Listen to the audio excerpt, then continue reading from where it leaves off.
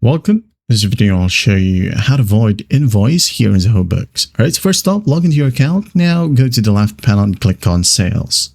Click on it. Now go ahead over to your invoices. And here, as you can see, I have these two samples, which one is paid and one is due. So I'm going to go ahead and explain something to you.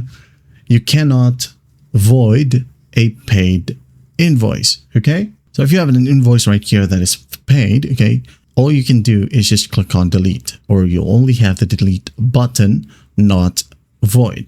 I'm going to click on it. Now click on three dots right here. As you can see, no void option.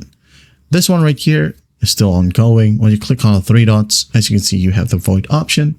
If this is just what you needed, just click on void, like so. Add in a note if you want to, and just click on void it. All right.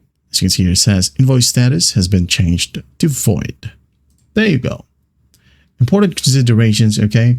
Voiding is often preferred because it cancels the transaction without deleting it, which is important for maintaining a complete audit trail.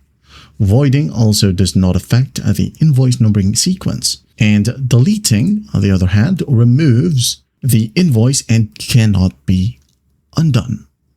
That is it. Well, I hope this video helps, and I'll see you in the next one.